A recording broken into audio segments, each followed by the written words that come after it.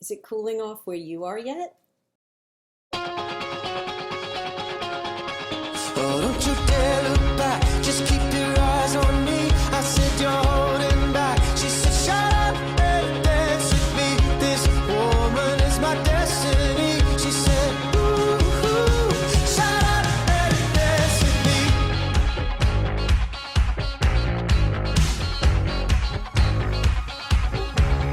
We were victims of the night. Hello, and welcome to episode 49 of KnitScents. My name is Jan, and you can find me as Jan Ellen RN on Ravelry and on Instagram. That's primarily where I hang out. I do have a Twitter, but I'm not really good at it, so I don't use it too often. But I am on Instagram and occasionally on Facebook. We do have a Facebook page, which isn't really active, but I'm always happy to have folks come over. It's facebook.com// I don't know, whatever you call it, KnitScents. So you can find me over there too. And I also do post the episodes and the show notes on my blog, which is knitscents.com. So you can always go over there to watch if you don't want to watch on YouTube, if you don't like YouTube, whatever, or if you just want the show notes in one long place. I just basically copy and paste them from YouTube over to the blog. So you can always find them over there. I think it's been 3 weeks since I recorded. I don't know. I'm really trying to do it weekly, but what I need to do, I really think that I've come to the conclusion I really need to designate a spot where I can leave everything out, because I gotta haul everything down, and I don't know, I guess the thought of it's not such a big deal. It really isn't. It's just like when you think about it, you're like, oh, I don't want to do that today. I'll do it tomorrow and tomorrow and tomorrow. So, and there's always some kind of nonsense going on around here. So that always is fun. Boy, this weather, I don't know. I don't know if everyone is getting it. We have it. To me, it's just been a brutally hot summer. And then for the past 2 weeks, we've been inundated with these really heavy, wicked storms.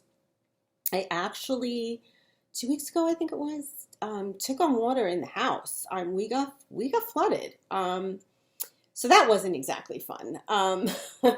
Now, I don't know how I did it, but I'm actually getting text messages on my computer and it's not dinging. I don't know how I did it. I'm not going to touch anything, but it's not dinging. So just so you know, somehow or another, I did manage to turn that off. Like I said, I just push buttons until something either works or breaks, whichever comes first. Usually it breaks. So that's what's new here. I actually, last week, Friday, did try to do a vlog from the city. I did go into Manhattan, and I will talk about it. I ended up doing an Instagram live story because it was basically the best I could do at that time. What ended up, we went into the city. I went in specifically to go to this Japanese stationery store, which I will talk about. It's sad because I really wanted to vlog from there, and I remembered my camera. We did a thing on the train, we did on the street, and then we get to the store, and you can't use any kind of photography in there. So I was so disappointed because one of the things I really wanted to show, and I will show why I went and what I went in for, which has to do with the new Strickplaner, which I'll talk about later. But the other thing that I really wanted to take pictures of and show you was that the store had a really nice selection. I ended up not really getting any. I'll probably likely go back because I didn't do any research into them. But they had a really big selection of Japanese knitting books.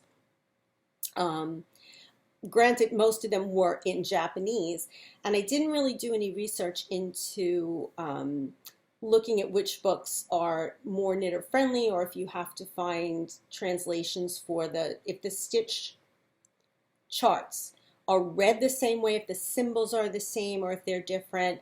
And I didn't really go through the books too much to get into that, but I really would have loved to show pictures from there. I did sneak one picture, if you look on my Instagram, of this wall of dolls.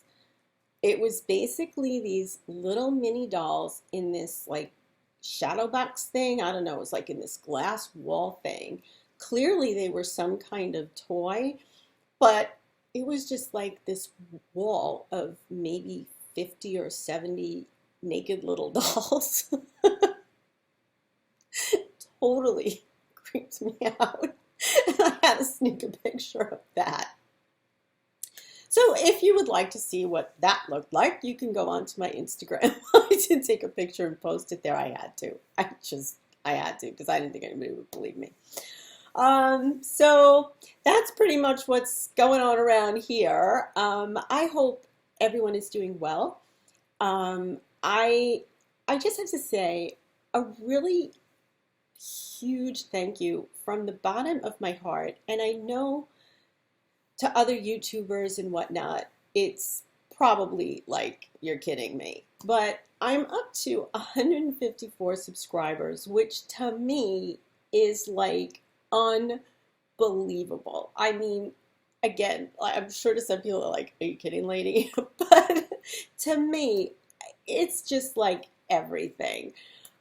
So I really want to just thank everybody that subscribes to my channel or isn't subscribed, it takes time to watch my crazy silliness and, you know, my knitting and all of that. I'm really, really thankful. I'm really grateful to all of you that take the time to just share a few minutes with me. It really does mean so much to me. So I really thank you all for that. So let's move on. This is a knitting podcast, or it's supposed to be anyway. So I actually did make notes this week because, like I said, it's every time I come back after more than a week or so, or 2 weeks, I'm confused. I don't remember what I showed, what I didn't show. So I was trying to make notes as I went along, this is what I was doing, because I did jump around a bit with projects. So I wanted to get it down. I never do notes. And let's just say I just basically put them in a little notebook. It's not like I wrote some elaborate thing, but hopefully it'll keep me on task, because this probably won't be a very long episode because I don't have that much progress to show.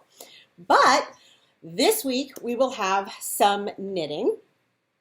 I think I started 2 new projects, I think, and picked up an older one since the last time. I didn't even take my spinning off the wheel.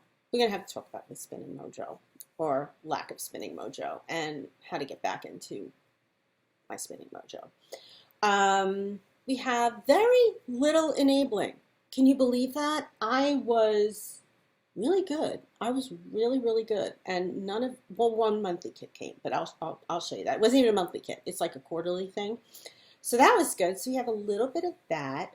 I did want to talk about the Strickplaner. So that's a whole planning segment. I know I've done some things about it before, but the Strickplaner is what sent me down that rabbit hole. So I'm going to talk a little bit about that because it is available now if anyone is interested in it. Actually, I don't even think I opened it up. So we will look at that together. And that's it. I will show some of what I got at the stationery store in the city, and then we'll talk a little bit about some upcoming events. So let's jump into the knitting. Okay, what have I been working on? Well, I started and did make some progress on, first I have to show you. This tote I did get. I don't think I had this last time. This tote is by Magpie Fibers, and I will link the website below. I believe they are still currently sold out of these, but if you like this, first of all, this tote is huge. It is huge. It has an outside pocket. It doesn't have a closure on the top. So it's a true tote. It has long leather handles, so you can sling this over your shoulders, and is so big and deep enough to carry your other project bags. And the reason I mention this, I think, if I'm not wrong, the tote was $45, which it's a very heavy canvas with this gold, feathery, kind of shimmery design on it. I flipped for it. Turned out when I hit add to cart and I bought it, I actually went back to get more, and I realized I had gotten the last one. It was, at that point, it was sold out. So keep an eye out if you're interested in this, because this tote is totally worth the $45. And I have to show you some of the knitting pins. I put all my new knitting pins on here. So that was fun. I actually, it was funny. I was looking at this one. I'm like, I don't really know. And now it's like one of my favorites. I love this. And I think, oh gosh, is this from Shellie Can or what's the other one? I'll have to link it in the show notes. Let's do that so I don't go off on tangent. Anyway, that's the tote. And I just found my missing circuit counter. If you don't have one of these, and actually I'm going to leave this out because I don't, well, I think I'm using it right now, so I can't really go into it, but I will explain what that is. What is in this bag is a new sweater that I cast on. And I do not think I brought down my iPad. So I may actually have to put you all on pause, and I will be right back. Okay, I'm back. Okay, so the sweater that I cast on is Poca. And Poca, I don't know what language it's in. I don't know. I think it's Italian. Don't quote me. But it means pocket. So it is a sweater pattern by Laura Nelkin, and again, I'm going to have problems with my lights here in the glare. Let's see if we can show this. There we go. Okay, that's better. And basically, it's an open, like, cardigan type sweater. Let's see if this one shows up a little bit better. Maybe that lighter one. Let's see. Here we go. If you can see it. And basically it's like an open jacket with like 3/4 sleeves. And it is knit out of Jill Draper Make Stuff in her Kingston base. And it's done with Laura's Novus construction, meaning that it's done the same as what I'm wearing, which is her novelty sweater. So what you do, and because I'm wearing it, you can actually, I can demonstrate, it's easier. You cast on with the sleeves. Now there's a panel under the sleeves. That's actually knit after. It goes all the way down the side, okay? And what you're doing is you're knitting this whole section from here up to here. Then you cast on stitches for the front and the back, and you're knitting this way. So you can see my stitches are going this direction. You knit, you shape the neck in the front and the back as you go along, but you're basically knitting this whole big piece going this way. Then you get over here and you put the front stitches and the back stitches on a holder, and you continue to knit the rest of this sleeve. Then you connect the pieces with the panels under the arms and the panels on the top. So it's a very, very unique construction. But the reason I love it is because there is no seaming. And I just not only hate seaming sweaters, but I can't. Okay, I guess I could, I can, I've done it. I don't like it. It makes me nervous that it's not going to come out right, and I avoid it at all costs.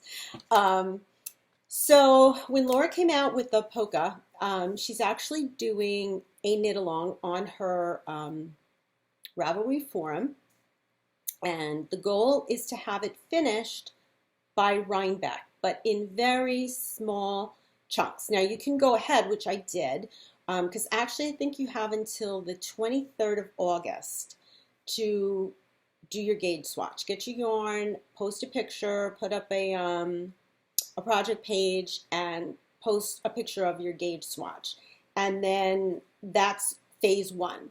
And then phase 2 will start on the 23rd. I don't know how, I think she wrote what phase 2 will include, but I didn't look.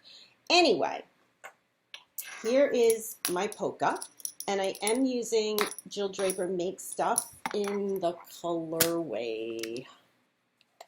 Gosh, I'm not too prepared. What else is new? Let's go back. Here we go. I am using the colorway Rondout Street, R-O-N-D-O-U-T, Rondout Street. It's basically a denim-y blue, but what I didn't notice until I wound it up is that it also has these really lovely pops of, I want to say chartreuse. I really do, because it's not quite yellow and it's not quite green, but they look amazing in this like heathery denim blue. I love it. I absolutely love it. So here's where I started. Now this particular sweater has dolman shaping in the sleeve. So here's what the novice construction is. I started on the cuff of the sleeve. That's where you cast on. Then you knit up, and I did do the dolman shaping, and then you cast on, and I'm going to try to do this without losing all my stitches. You cast on for the front and the back of the sweater. Okay, so basically you're going this way. Come on up. Okay, so here will be the front, and then this will be the back. And again, I'm knitting in this direction. And that's how you do your shaping, your neck shaping, your shaping for the back of the neck. And then you do exactly the same thing. You continue across, do the body of the sweater. Now, because this is a cardigan and open in the front, obviously at some point you're going to bind off or put the front stitches on a holder, continue across, cast on for the other side of the front, and go across, if that makes any sense. Any rate, it's really, it sounds a lot more complicated than it is. The only thing with this pattern, and Laura said it right up front so that people didn't make the mistake, and this yarn is really perfect for it. And the fan came on my computer, and I know that that's going to make a sound issue. This is, okay. Let me see if I can put this computer on something and see if that will keep the fan. I know, I'm making everyone seasick, including myself. Okay.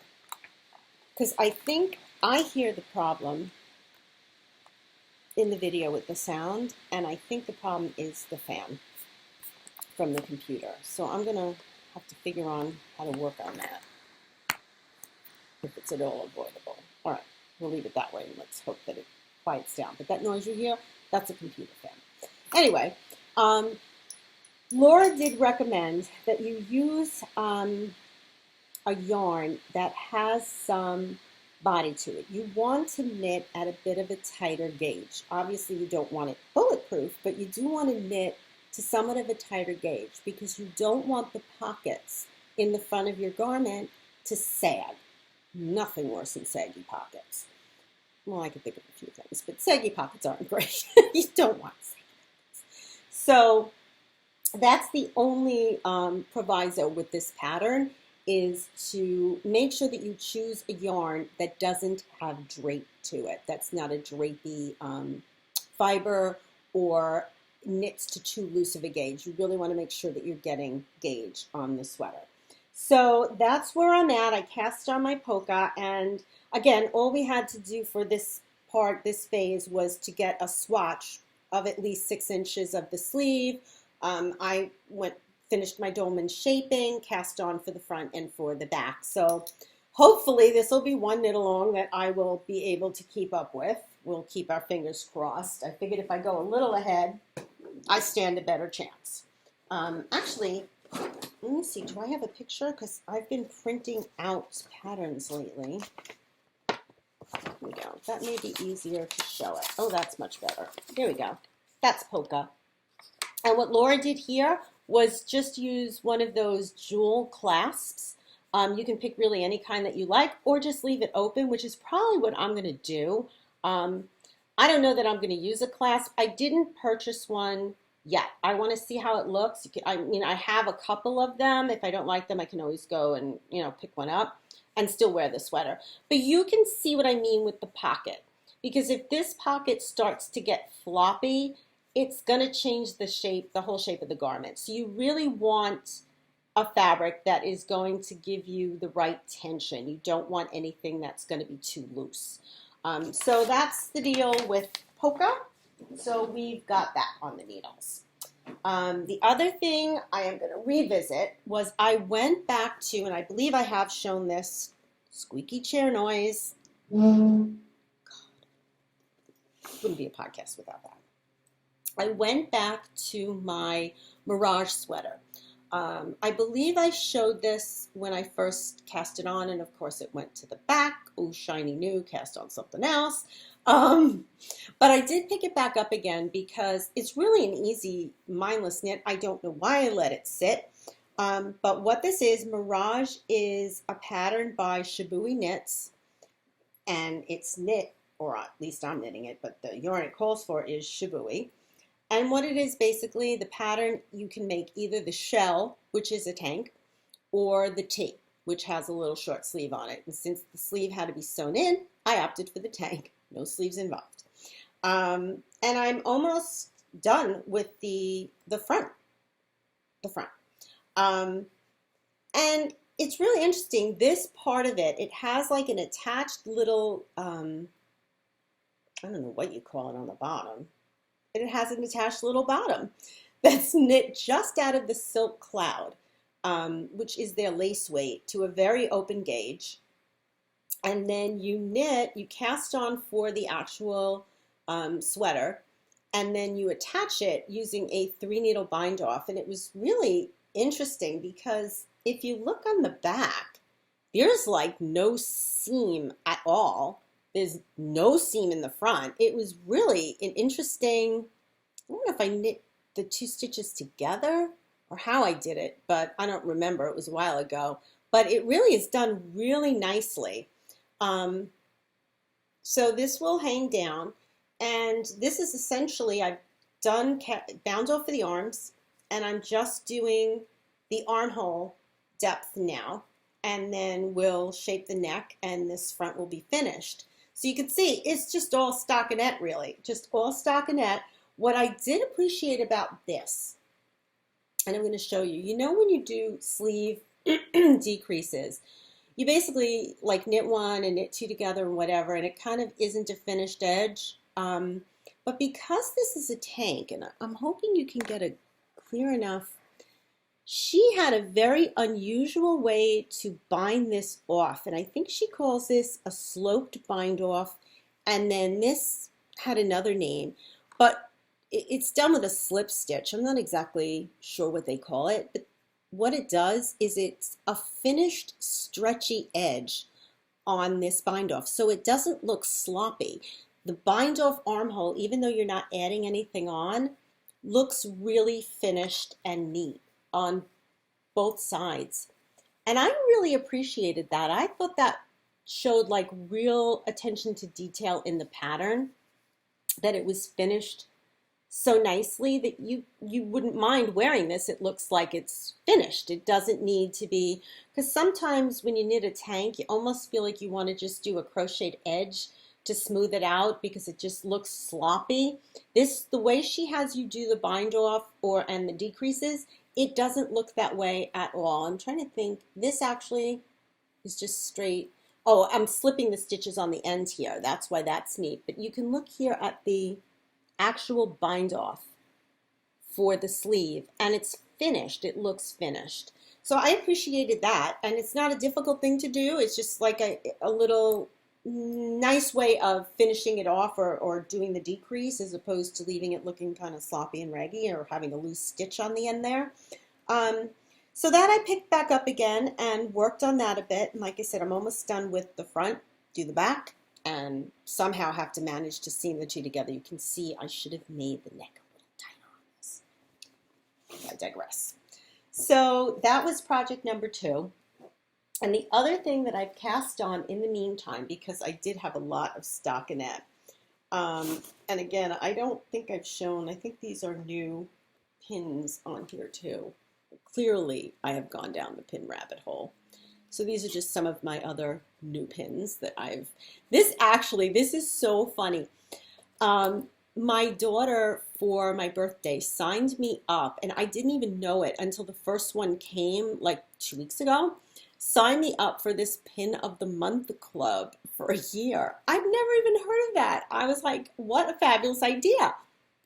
And the first one that came was this, I guess it looks like a French bulldog or something. To me, this looks exactly like Bob from Ravelry, doesn't it? Doesn't it look like Ravelry's logo, Bob? Poor Bob. We miss him. But I'm telling you, and she's like, oh, it's a dog. And I'm like, are you kidding? It's great. It reminds me of Ravelry. It reminds me of Bob. So, all right, we put that out there. Okay. So what I cast on is actually another Laura Nelkin pattern. And let me see if I have a picture of it, because like I said, this is using a lot of her Shetland lace, the Shetland lace stitches that she's started to use. And it's called the Hring scarf. And that's a picture of it right there. This is from her Lola's Club, which is a bi-monthly club, and it's smaller projects, as opposed to her End Club, which has larger projects with more yarn. These are quicker to do, not necessarily easy, because I have to tell you, I've done a lot of negative knitting on this. This requires focus. And clearly I cast this on at a point where I probably didn't have the focus, so I've been doing a lot of ripping on it. But here it is, and I love the yarn, which is, let's see, what am I using? I don't know. Let's look at the label. It is, what is it? It's a surprise. Oh, Indigo Dragonfly. It is Indigo Dragonfly in the Sub Peony colorway. And what this is it's 65% linen and 35% silk. So need I say it is soft as can be. Even for linen, this is the softest linen I've ever touched. And I will show you a linen sweater that I was working on. And trust me, it is nowhere near this softness. If you didn't tell me this had linen in it, I wouldn't believe it. But anyway, here it is. Like I said, I have not made as much progress as I would have hoped because I did a tremendous amount of negative knitting. But essentially what this is it's just the, I want to say bird's eye lace. I think that's the name of the stitch. It is a Shetland, there we go. A Shetland lace pattern. And it's not like I haven't done it before. I just don't know why it's confusing the heck out of me. And I am going to show you, and here's why I put it down for a little bit. I ended up ripping back, and there's a huge mistake, okay, right here. You can see it, where there's almost like a gaping hole. So you can see here's a ring, here's a ring, here's a ring, and here should be a ring. And there's no ring. Here's a ring, but there should be one right here. And it's just sort of this, I don't know, funny looking hole. Now, my stitch count is correct now. It's back on track.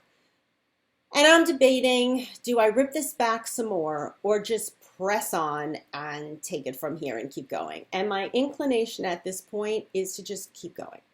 Because if you see that, you're standing too close. Step back. And I'm figuring when I finish the whole length of it, I don't know. It's not going to bother me.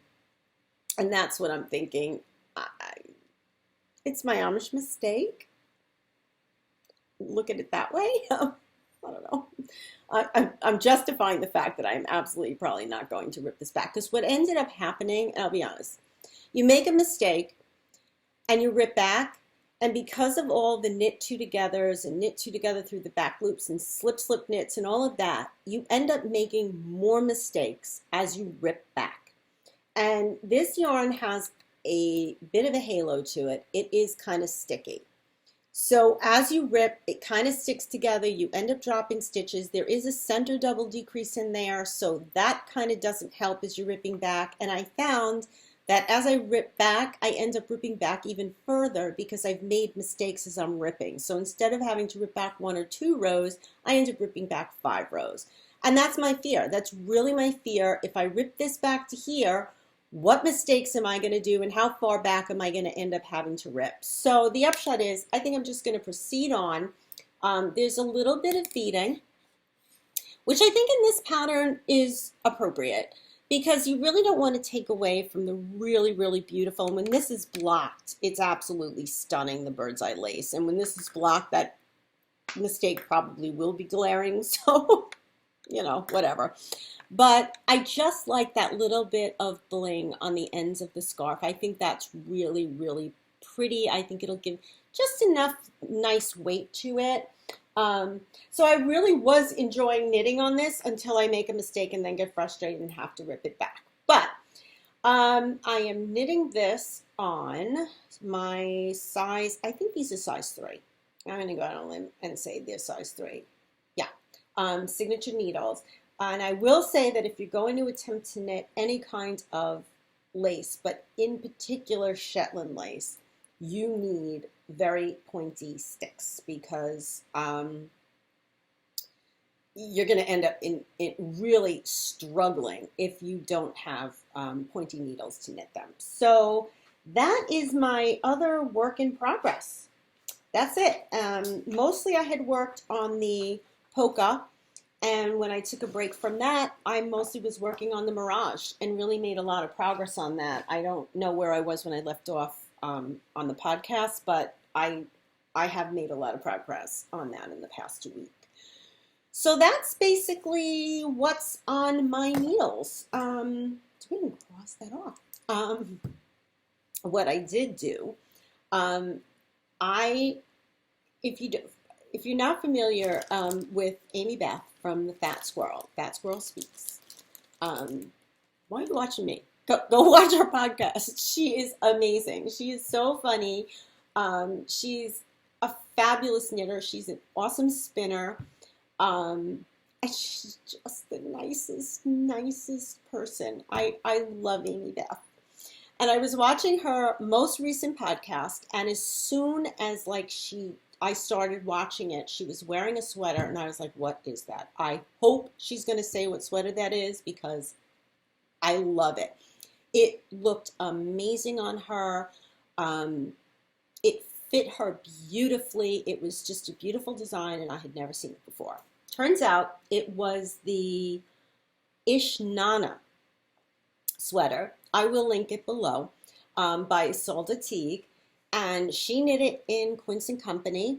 So I right away had to order. And I really love Quince & Company yarn. I've knit quite a few things out of it already. The price point is great.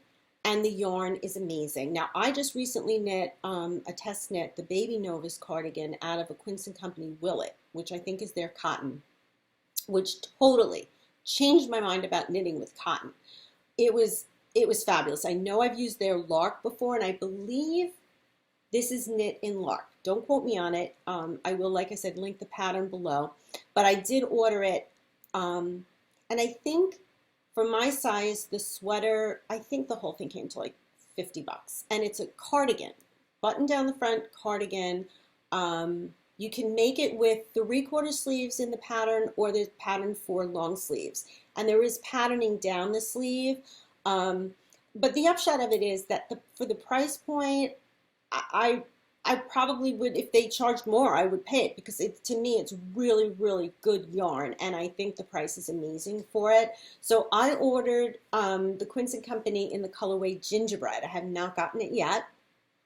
But I am looking forward to that. So that's kind of why I wanted to finish my Mirage sweater, so that I didn't feel totally guilty casting on something else. But I am hoping hoping that for Rhinebeck, I will actually have 2 Rhinebeck sweaters, the Poca and the Ishnana. So let's see if that happens. Okay, so that's next on the horizon on the needles, and I don't have a finished object. I have an almost finished object, and I know I've shown this one before. This is my Cullum sweater, and I would like to pull this up. I know I'm prepared as always, not fail. Let's see if I put it in my notebook. Let's see, in my notes.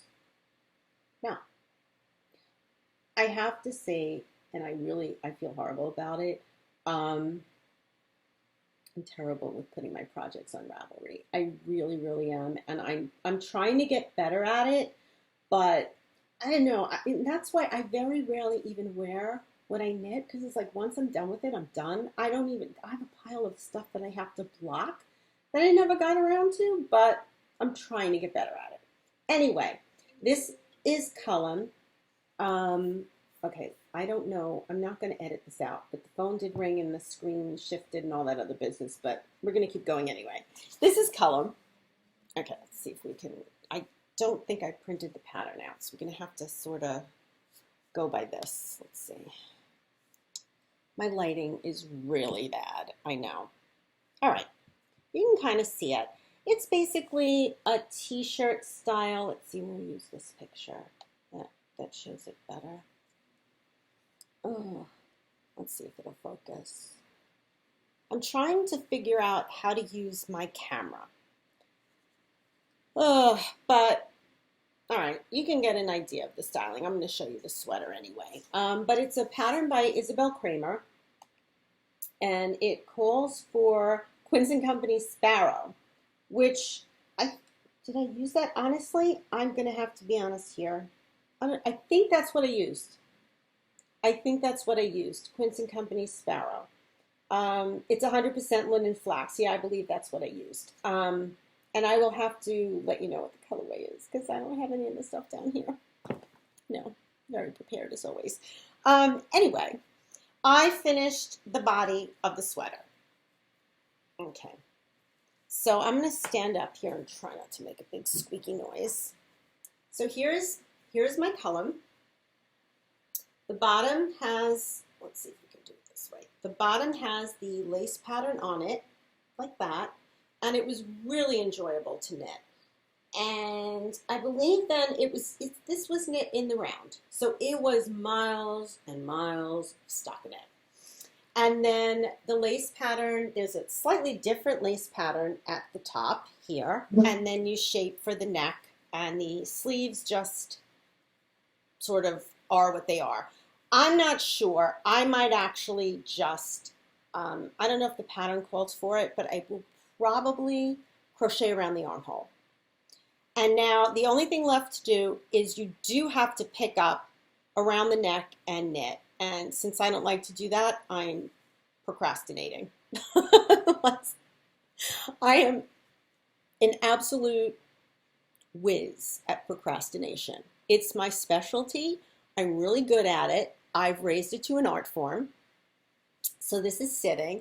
Basically could have been worn for weeks now if I had just picked up, knit the neck, which I think is like 3 rows, blocked it, woven my ends, and gone about my business. But again, I did not. I don't like to pick up the stitches, and so it's just sitting in the procrastination bin. So there you go. Cullum is almost finished, but you know, it's already the end of summer. Am I really going to wear it? And if I don't finish it this summer, it's never going to be done. So I really do have to get on that and pick up and knit the next. So that's my almost FL. What's on the horizon? Let's see. What did I get? Not very much. I was very, very good. I have 2 things to show you other than the Magpie bag, which did also come. I have to say, it is so humid and sticky. Yesterday, for the last 2, we had on Friday. Today is, what is today? Today is Sunday the 19th. of August. Friday, we had storms that were so bad, even my dachshund was freaked out. I mean, I saw lightning hit behind my house. How it missed the trees, because the entire back of my house is woods. It's all trees. And we literally saw the bolt hit the ground. And we were like, oh, Lord, it's bad enough we're flooded downstairs. Do we now have to have a tree fall on the house? And we're literally standing waiting for the crash. How it didn't strike the tree, I don't know. But so anyway, the next day, you know, you think it's gonna cool off, or it was so humid that my windows were dripping. I went outside and my glasses fogged up and were dripping. And it's been kind of that way since. It's actually, I think, cooler out. It was out a little bit this morning, and I think it's actually cooler out today. But the humidity just sucks the life out of you. And when I say humidity, it's been tropical here, like Florida weather. Like it's humid all day, it rains, it stops, then it pours, and then it stops. So my whole point was, for as humid as it is, I am dying of thirst. That was my point. It's humid, but I'm dry like the Sahara. Go figure. So my throat is like really dry. All of that weather report was to say, I'm really thirsty.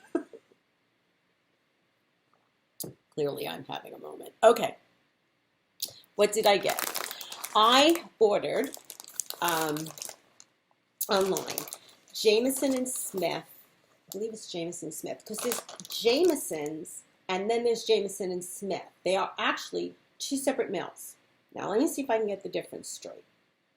One uses 100%, the Jamieson and Smith uses 100% real Shetland wool. And I believe it's processed in the UK, in Shetland, on the Shetland Islands. Jamieson's does not use 100% Shetland wool. It's processed in the Shetland Islands, but they do source wool from other parts of the UK. I think I got that right, because Laura was explaining that when I took the Shetland lace class with her. Now, I've been a fan of this yarn for a long time. This is the something white. I don't know if it's shell white. It's like a creamy white. I don't know if it's showing up like really white, but this to me, this is a natural white. This is an undyed yarn, essentially. I love working with this. This is a woolly yarn. I mean, I'm not going to say it's like the softest yarn, although I believe it does soften when you wash it. But this is a really amazing yarn for lace, and I'll tell you why. It's a 2-ply yarn that is not very tightly plied. And the reason that that makes such an excellent yarn for lace is because it allows, when you block, for the lace to really open up. And because it's not superwash, but it's 100%, I mean, you know, superwash is 100% wool too, merino is 100% wool, but this particular breed of sheep, this particular kind of yarn holds a block for much better than other types of wool, or particularly a superwash. And this was something, you know when you know something in the back of your mind, or but you don't really apply it to what you're doing. And I've run into this a lot. I've knit a lot of lace. I love knitting lace. I haven't had the mind for it lately, but there have been times when that's all that's been on my needles is lace. I really do enjoy it. I love the end result. I love blocking lace to the point where like the yarn's gonna bust. I love lace weight yarn, but I've used superwash yarn in a lace weight and never realized why it doesn't always look so good a little bit after you've washed it. or worn it once or twice, and it's kind of like, this seems a lot more open. Well, that's because superwash is not going to hold a block. It's not going to really show off your lace like a yarn like this would. And it doesn't have to be this brand, but if you're going to invest the time and the effort to knit something in lace, look for a 2-ply or spin. If you spin yarn, spin a 2-ply, which is what I'm working on in the Cormo, but that's a whole nother story. Look for a 2-ply that is not tightly plied, and really avoid using a superwash at all. Just avoid that. There are other fibers that you can use for lace. It doesn't have to be all wool. It can be a wool silk blend. That will be beautiful.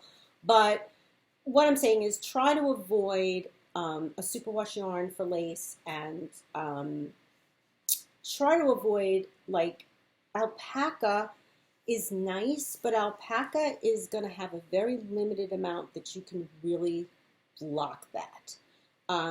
Will it work? Yes, but I learned that lesson very early on when I was knitting a very complicated lace shawl. It was one of the very first lace shawls I ever knit, and I was having trouble blocking it, and I posted on the forum at the time, and everybody was like, without my even saying it, is that alpaca? And I was like, yeah, kind of had and they were like, well, because it's not blocking like it should. So all of that to say that I think I got 8 skeins of this. I'm not really sure. And the price point on this, again, also is really, really amazing. I ordered from the Woolly Thistle. Is there a light blinking over there? Or, I don't know what just went on back there. Anyway, I ordered 8 skeins. Oh, this isn't the Shetland White. That's what the SH was. It's called Shetland White, and it is natural. I'm going the long route and getting very winded to tell you that I ordered this yarn to knit the Lace Mashup pattern by Laura Nelkin, which is essentially a kind of almost a sampler. The way they did years ago, a lot of Estonian lace shawls and Shetland lace shawls were done in different patterns within the same shawl. And I remember, I have the DVD from Nancy Bush on Estonian lace. And if you want to learn about Estonian lace, Nancy Bush is just amazing. I know if you haven't heard of noops, that's a very common stitch. Noops simulate the lily of the valley, and that's a very common Estonian stitch. But what they would do in Estonia was, if you looked at your friend was knitting a shawl, and a lot of these shawls were basically knit for cottage industry. They were knit for sale. People would supplement their income by knitting these beautiful lace shawls and selling them. And they didn't have written patterns. But what they did was, if you saw a friend had a stitch pattern that you liked, what she would do was knit it up in a sampler, and you would take that sampler and you would copy the stitch design, and then you would knit a stitch pattern to give back. When you gave the sampler back, you would put on another stitch pattern that you would then give to your friend. And I just thought it was such a cool thing. So that's how the samplers came about, because those were kind of the garments that they would keep, or the pieces that they would keep, because, it wasn't like a stitch design, but they had their own beauty because they had all these different stitch patterns in them. So that's what the lace mashup kind of reminded me of. It was a little bit of all different kind of stitch patterns, and I thought it was beautiful. And the really good part is, if you hate a stitch, you're almost done with it. It's not like you're knitting the entire stole in this stitch that you hate. You suffer through that part and you move on to the next. It's a win-win. So I just thought it would be fun. Again, I got inspired when I saw the pattern, saw the actual shawl knit up in her class, and she had passed around the different yarns, and I knew that I loved this yarn. I didn't know the difference between Jameson and Smith. They're both beautiful yarns. Both of them would be perfect for any lace garment. So when I came home, I ordered it. So that's one thing that came. And the other thing that came was my Romy Hill 2018 Pins and Lace Club. Now, last year I did the pins and pattern only, and ended up getting off Ravelry, or finding or getting the yarn anyway, either from a D-stash, or the colors were, almost all of them were exclusive. I was able to get one from the website, from the actual yarn indie dyer that she was using, didn't have the colorway. So this year I said, well, I'm not going through that again, trying to track it all down. So I did do the pins and lace, the yarn and the pin club. So we got this, I got actually the other day. I didn't even realize, I totally forgotten about it. So what I got was this month's pin. Her pins, oh my goodness, this lady does it all. Exquisite lace, absolutely exquisite lace, and amazingly beautiful shawl pins. Look at this. Is that not gorgeous? Now, I am hoping that this one actually opens up, because I do have to say, at some point, because I do have several of her pins now, I'm going to have to go online and ask people, how the heck do you get these on? Because I couldn't figure it out. But this one, I think you just unhook this, so it should be fairly easy. But that's the shawl pin for this month, and I think the Pins and Lace Club is 4 shipments through the year. So it's 4 patterns, and you can take the pattern only club. You can just get the pattern. There's the option of the pattern only, pattern and pin, or pattern, pins, and yarn, which is the one that I did this year. And this yarn,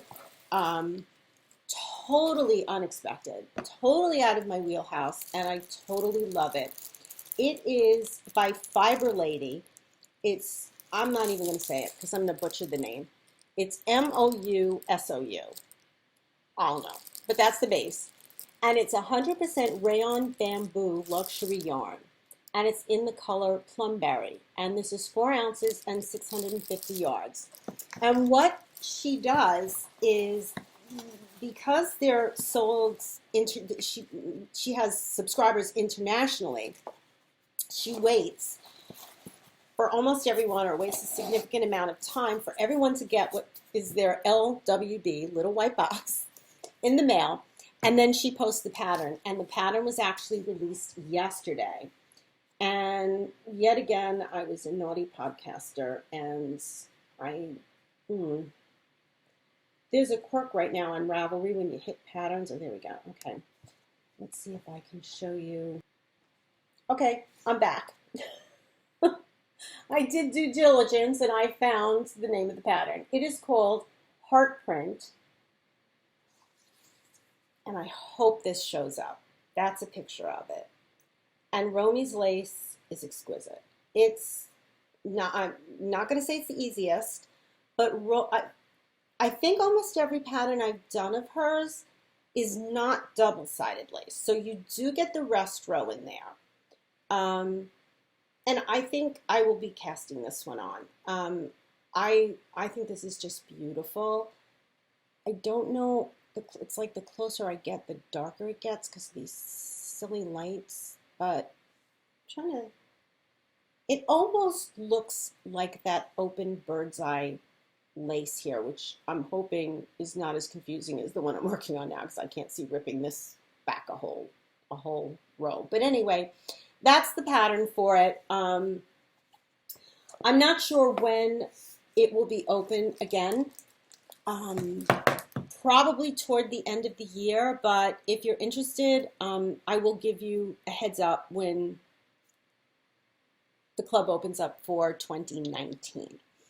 And that's pretty much all of the yarn and fiber stuff. Again, I left this out. I just wanted to mention, this is a circa counter.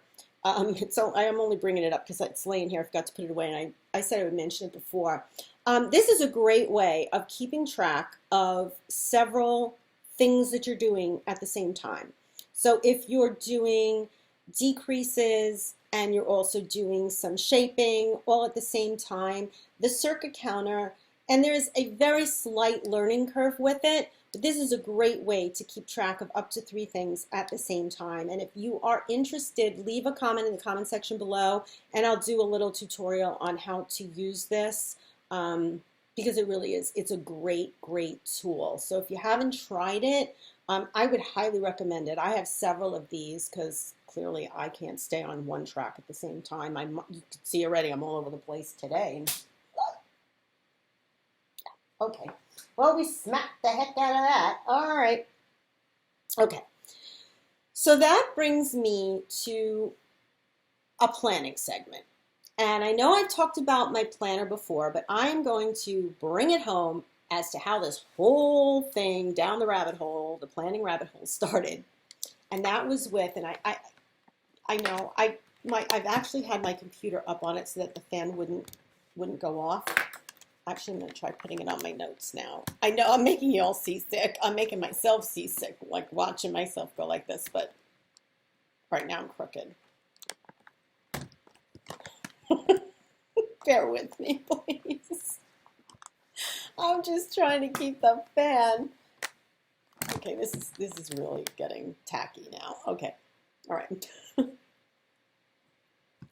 Last year, at about this time, Martina Behm came out, and I know I showed it and mentioned it when I got mine for 2018. She came out with a planner and called it Strickplaner. I don't know if you can see up here. And this is Strickplaner 2019, your knitting planner. I know you can get it on her website. I believe Miss Babs is selling them as well. I will link below where you can get it from Martina. There are 2 versions. There's one in English and one in German. And I didn't open this one, so I'm going to open it up and show you. And what ended up happening was I became so obsessed with using a planner that I jumped down the planner rabbit hole.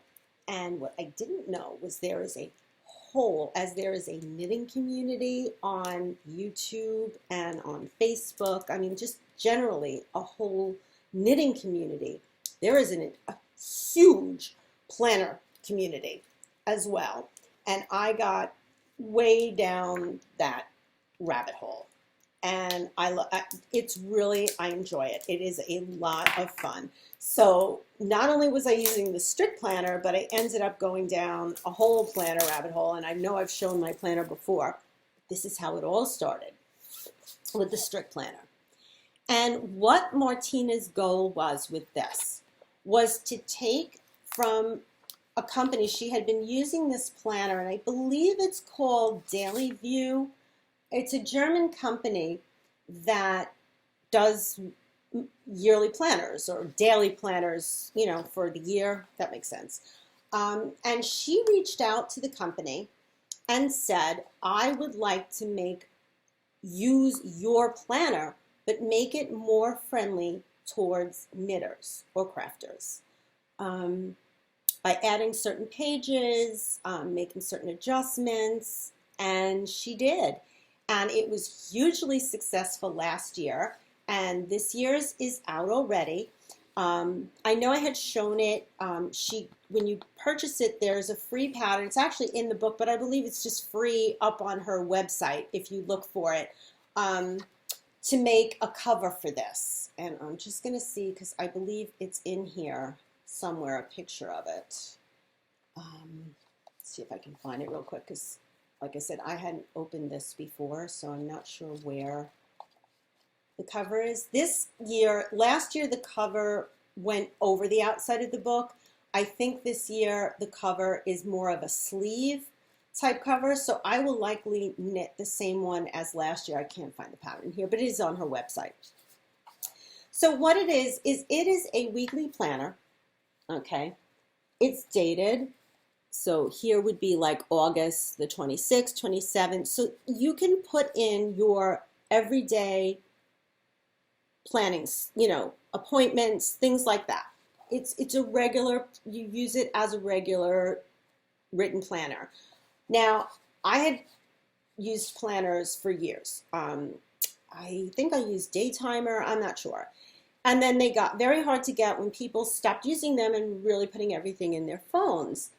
And I realized that I put stuff in my phones, like if I had an appointment, a doctor's appointment, whatever, but not really any goals or anything that you want, because I never looked at it. It would beep when I had the appointment, however many hours or the day before, and I would go and that would be the end of it.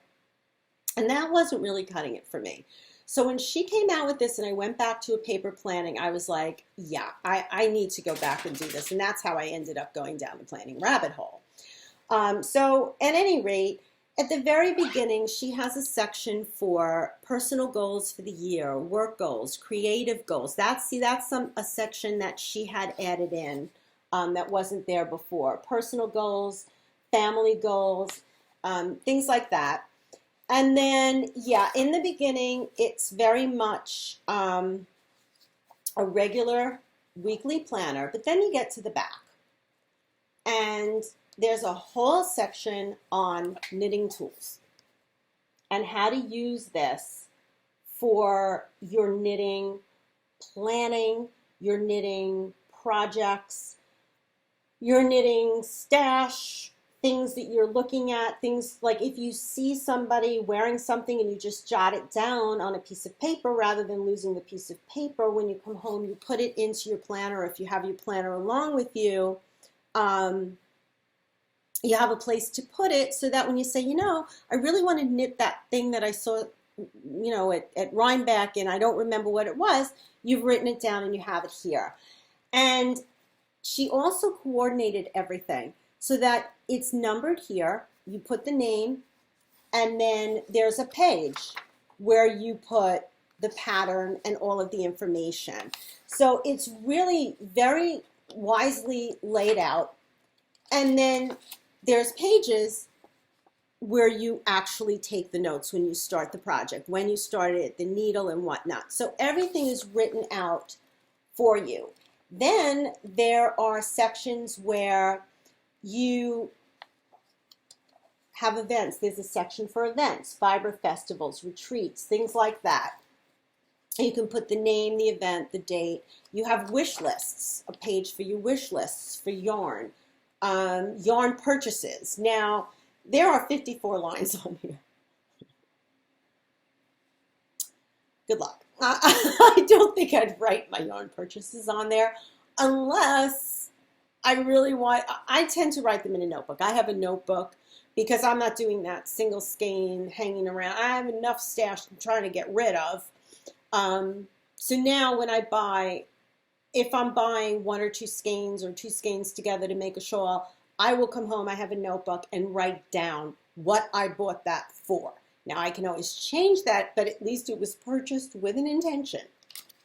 So that's that. Oh, here is the Cover Your Plans. That's the page. That's the, and I'm showing it because it's a free pattern. Again, it's on her website. But like I said, this is kind of a sleeve, whereas the last year's one went from one end to the other and covered the book. Here's a nice section if you want to jot down knitting podcasts and blogs that you might be interested in. Okay. Yarn stores and online shops. If you hear of a shop or you like a shop that you're not familiar with, you want to remember it, that's a good place to jot it down. It's very, very knitter friendly.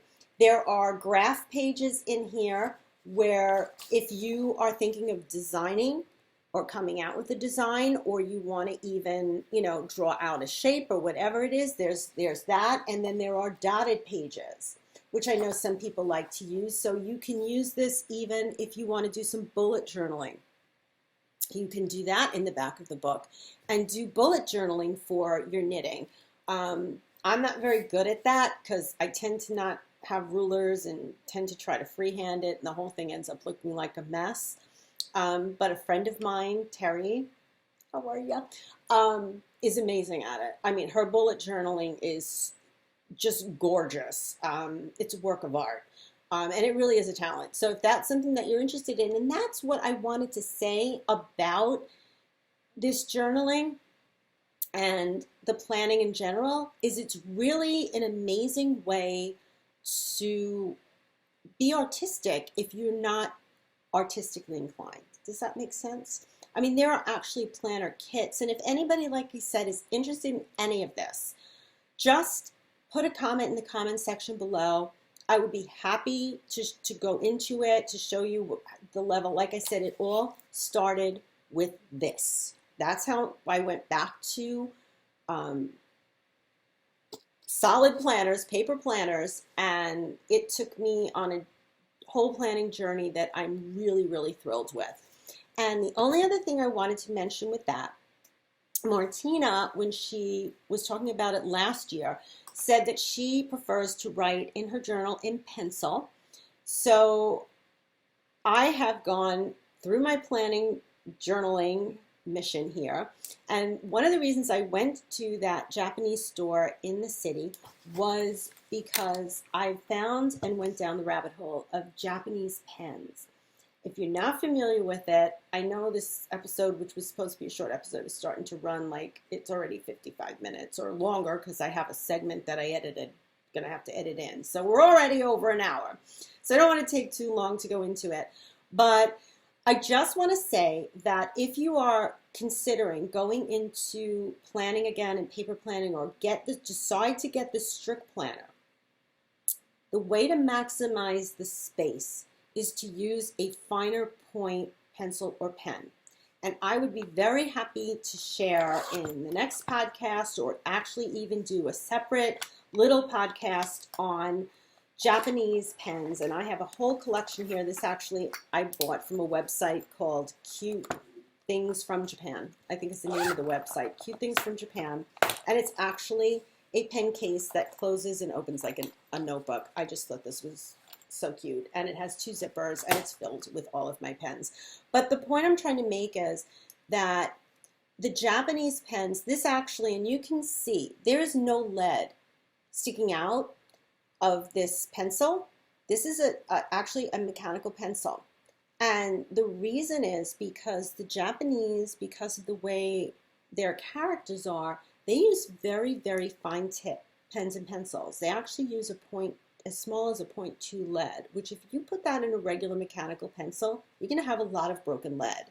But when you use a pencil like this, where the lead stays protected in that pipe, and the lead actually rotates every time you lift the pencil, it's amazing. It's really amazing. And these are not expensive pens and pencils. They're, I don't know, I think the most is like maybe $8 or $10. They're not expensive at all. But they're really excellent, excellent writing implements. The pens, I use 0.4 and 0.38, which is a very thin. I actually have one that's 0.28. And the reason is that if you need to write in a very small space, when you have that finer tip, you can maximize your planner, and these spots in the back that have much less room to write in, you can maximize your use of it. And I'm just looking here. You can actually get a lot of writing in here if you're using a very, very fine tip pen. So that's my message. And the other thing I just wanted to mention, okay, I'm going to wrap this up. My last item that I want to show you is another item I purchased at that same stationery bookstore, and that is a book called The Vegan Baker. I have several vegan cookbooks that I love and I use, but I've never really seen an excellent baking book. It's by Dunja Gulen, and I took a look at some of the stuff in here, and oh, just found something I was looking for. Isn't that amazing how that happens? And I was like floored. I was like, if it tastes as good as it looks, count me on board. Okay, here's one of the items there. So I'm not going to go into too much because I know this episode is running crazy. If you're interested in looking at more pictures or my showing more in this book, I will be happy to do that. Um, Again, it's called The Vegan Baker, and the author is Dunja Gulen. If I look, I will look on Amazon or online to see if there's any resource where you can purchase this book online. I'm sure there must be. I will link that again in the show notes below. But since we are running way over at this point, and here I thought this was going to be a short episode, I am going to wrap this up. I am going to mention, though, upcoming events. Rhinebeck is coming up. I believe it's the weekend of the 18th and 19th, the 19th and 20th of October. I am planning on going. I will be there with my daughter. I actually signed up for a class on double knitting, which is that Thursday. So I will actually be going up on Wednesday. So I will be up in Rhinebeck. I am looking forward to it. And if you are there and you see me, please come over, say hello. I would love to meet you. I will likely be on the hill at the podcaster meetup, so that I can go all fangirl on Amy Beth and all the other podcasters who are there. So if you see me, I hope you will please come up and say hello. I will try to remember to bring my KnitScents buttons with me. So I will have those and will gladly give you a button. And I think I have some stitch markers left over from my stitch marker swap. So we'll see. I'll try to bring those as well. So I hope you all are doing well. I will try again to record in a week if I've made some progress. So hopefully I will. So until then, please remember to knit with sense.